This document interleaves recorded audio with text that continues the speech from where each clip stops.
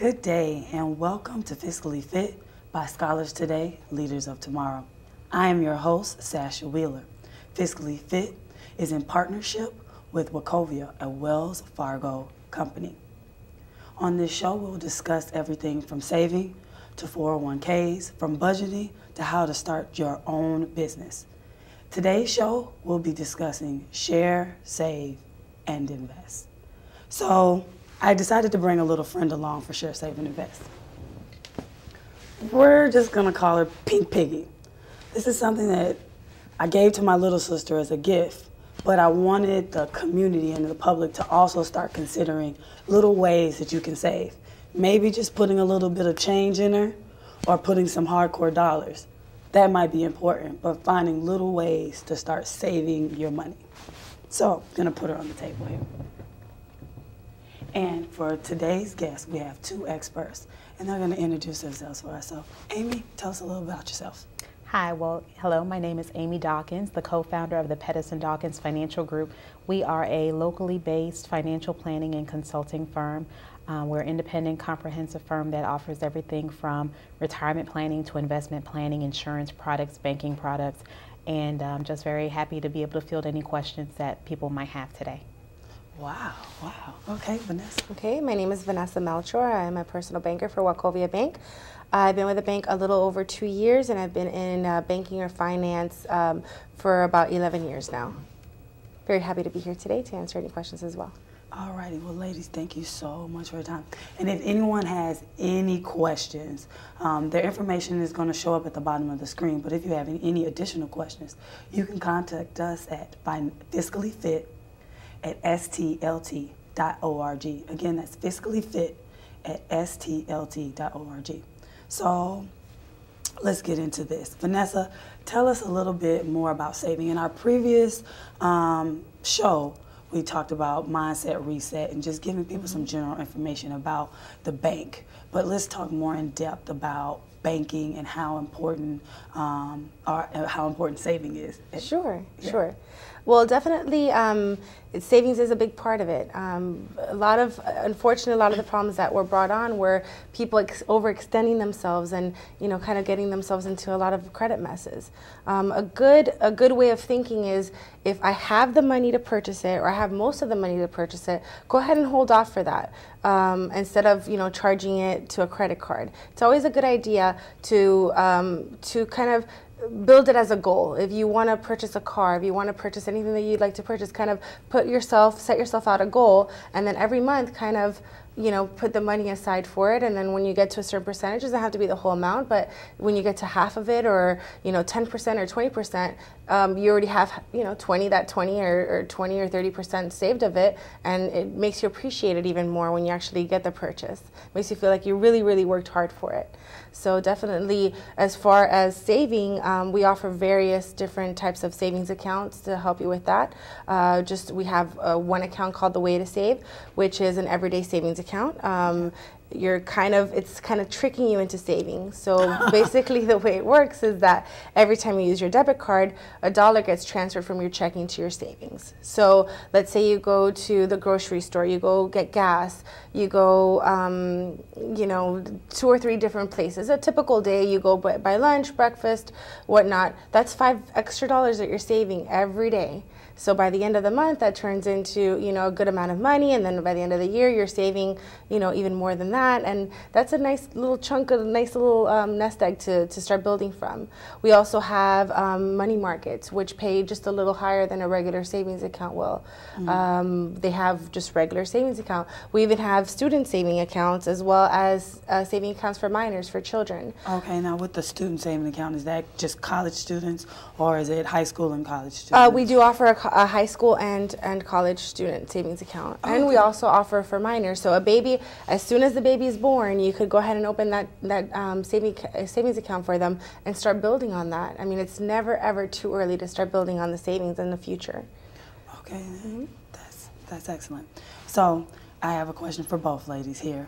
A big buzzword or cliche statement that I've heard from financial experts is pay yourself first.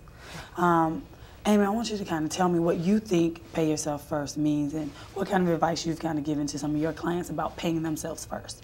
Well, it's really important to understand what that means. Essentially, what pay yourself first means is to make sure that, we always have a tendency to want to talk about paying, the mortgage and paying the car note and paying all of the mandatory bills that we have. But it's also very important to recognize that, your most important commitment financially is to yourself. So making sure that you're actually putting away dollars for yourself later on down the road, whether it be for an emergency, personally or medically or financially, or if it be for retirement ultimately, because everyone wants to be able to stop working at some point. So, making sure that you're putting away those dollars and having them earmarked so that eventually that one day they can work for you. So paying yourself isn't making sure you can get a pair of shoes? And this whole time I thought was making sure I get $50 for shoes. All right. Well, Vanessa, do you have some advice on that as well about paying yourself? Sure. And it can be getting yourself a pair of shoes. I mean, if you work hard, and you definitely need to have your little, your money and and things that you want and make you happy. Definitely put some money away for kind of separate your paycheck. A part of it is going to go towards paying your rent. Part of it's going towards paying, the utilities. Part of it is going towards, and then separate a little bit for your shoe, for what you want to buy, your clothes, your shoes, for going out to dinners. It doesn't have to be specific, but definitely give yourself a chance to enjoy your little money, but definitely plan for it. Don't just, when you don't plan for things, you just tend to go to the mall and you see 5 pairs of shoes and you buy them all. Where you're planning for it, you give yourself a chance to catch up with, with your finances, not letting anything go behind, as well as enjoying your money as well. Okay, then, excellent. Now, your company, Amy, focuses more on investments, correct? Can you tell us a little bit more about your company, as well as what type of instruments or products that you guys offer? Sure. Well, like I said earlier, Pedersen Dawkins Financial Group is a comprehensive, independent, full-service financial planning and consulting firm. So essentially what we help people with are their financial goals. And when you think about financial goals, they're pretty much things that people have to do throughout the course of their life, but how do you help them? Basically, we're like the navigators for their life plan. So helping them plan for their retirement, understanding how many dollars they need to have saved in order to be able to retire and stay retired. If you have small children, making sure that you're saving for their college education. What plan is that now? That's called, well, there have a couple plans. Probably the most flexible and the most beneficial plan out there would be a 529 plan. There's a plan whereby that you and various people in your family can donate into that account and basically have the funds grow, and then at the time when the child gets ready to go to school, you can take those dollars out and basically utilize it for whatever expenses are associated with college education. Oh, okay. All right, and then continue. What are some more of the things that you guys offer? We do things like investment planning. So, even things as saying, should I buy a car or should I lease it? Am I ready to take on a mortgage now? That's probably one of the biggest things that attributed to the financial meltdown.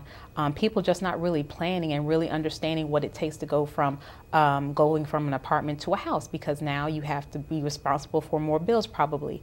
You probably have to take on, obviously now, homeowners insurance and real estate taxes. So how does that all figure out? And if you're having the same income, how is that now going to affect your income and then your impact in being able to save for yourself and pay yourself first, like we talked about earlier? So basically being able to really understand where a person is trying to go financially and help them make the right choices in order to get to that plan most effectively and efficiently.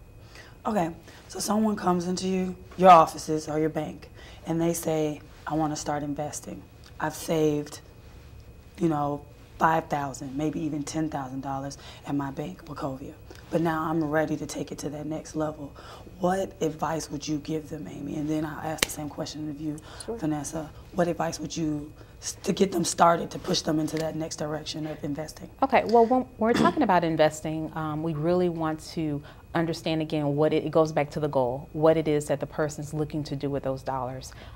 We really need to understand, when are they planning to use those dollars? Is it going to be in a relatively short time frame within the next, year or so? Is it going to be, somewhere intermediate, like 3 to 5 years, or is it going to be long term, looking 5 to 7 years out? Also looking at, their familiarity with investing. So looking at all of those different components and helping us understand, what it is that it's for, how much time we have, and their familiarity and comfort level with investing.